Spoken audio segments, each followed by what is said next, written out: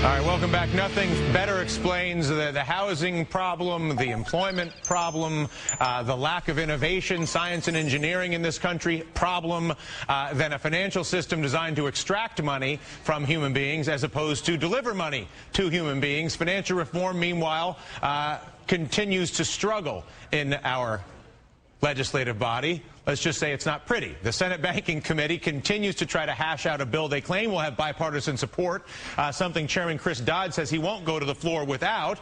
But in trying to get Republicans on board, rumors are that once promising legislation may be all but gutted. Originally, Dodd's plan, which honestly was the best of what had originally come out, got rid of the end-user customer exemption, which is basically taxpayer-subsidized corporate insurance. You sell cheap insurance between your AIGs and your favorite oil company. They get cheap prices, and when it goes to hell, you pay the bill.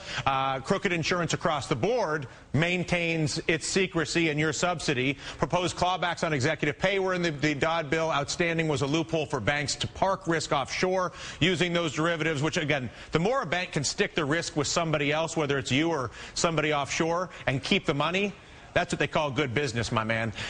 Meanwhile, no clawbacks for the financial CEOs on the money already paid, creating the mess that they left us with over the past 10 years. And if you believe the whispers around the hill, the key tenets of the plan are basically across the board in jeopardy. The proposed Consumer Financial Protection Agency, or the Financial Protection Agency, scrapped. Crooked insurance across the board, whether it's taxpayer-subsidized corporate insurance or offshoring of risk, will remain completely secret. No capital requirements required. That's the easiest way to make money in town and give it to your favorite politician. And even the Volcker rule, which would eliminate the ability for some banks basically to use your deposits as a speculative instrument. The Senate apparently doesn't like that either.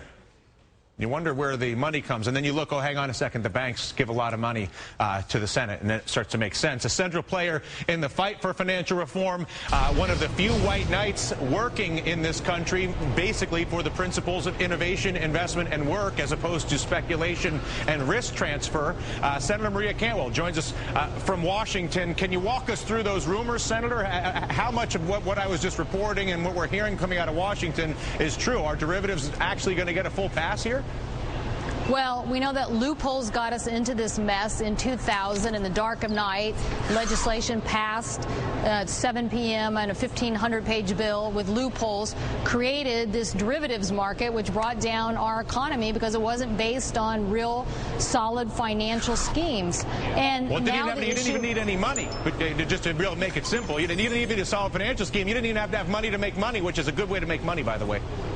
Well, that's why it blew into a $56 trillion market, because it was legalized gambling with no basis behind it. And so now loopholes, if they continue with legislation that comes to the Senate floor, we're going to not only have the same problems that we have dealt with in the last year, but you could see another bubble forming again. And that's what we absolutely need to stop. If you were to look at the way, at least the optics right now, you've got the government, the banks, and everybody else. And what it looks like is that the banks get money from the government, the people give their money to the banks, the people give their money to the government, the banks get all the money, the people get all the risk, and they either carry it on themselves or it's carried in the government, which, by the way, is a brilliant strategy if you run a bank, because you keep all the money and you stick all the risk with the government and people. Everybody gets that except for some politicians, apparently. Why do politicians think they can perpetuate this and keep their jobs? Well, I think that, well, first of all, the big banks have gotten too big and are taking on too much by having commercial banking and investment banking joined together.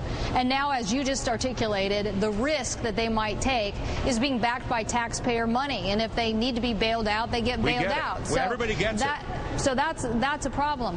But when you come down here to write legislation on things such as derivatives, all of a sudden the banking industry comes in full force to try to say that this is, too complicated. You'll ruin the economy. You'll ruin the market if you go back to the regulations that we've had before. But we know prior to 2000 that was sound financial regulation and kept our economy whole. And that's what we need to get back to. But at the end of the day, if you look at the banks, and you have to be sympathetic to them because it used to be banks had more information than anybody else and were able to exploit that to be very wealthy.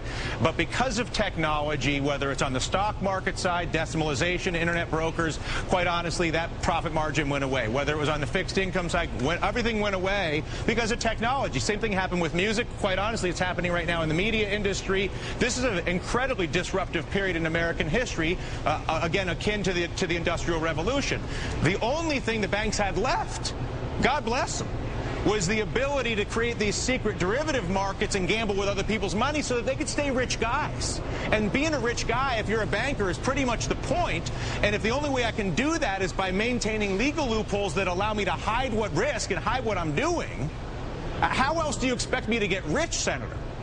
If I'm a banker. You're doing well talking about what's happening, but the advent, which I think has gotten so many Americans really angry, is that these institutions are taking the money and putting those into derivatives instead of getting capital into small businesses or IPOs or things that would grow our economy. So if you look at the amount of money that used to go into those activities, it's been hugely diminished. So we got to get back to helping small banks, community banks, helping small businesses, and regulate this derivatives market. But why do you think it is that I really feel, I'm telling you, a year and a half ago, 2 years ago when I was at CNBC, I talked about this, people would look at me like I was a little crazy. I talk about it now. I can talk to the cab drivers here in New York. I'll go across the country. Everybody gets it. They don't like the secrets. They know that the secrets make it easy. They don't like gambling with other people's money and hiding risk. You don't have to be, a kindergartner gets it. The only people who don't seem to get it are the politicians who refuse to outlaw it because it'll hurt the huge compensation that Wall Street was extracting from the American people because it was able to pay itself for risks it couldn't bear and then stick the risk willingly, thank you, Mr. Geithner, et cetera, with the American people. I'm confused what's going on with the American politicians' mind that they don't see that. Well, I think what has to happen is you have to have the people here in Washington realizing that the smartest guys in the room are not these guys from Wall Street. They are not articulating the best interests of the American public. They might be really smart, and they might have figured out a way to create these loopholes that drove this crazy market. And they make a lot of money. But people know now that that is not the smartest people in America we admire.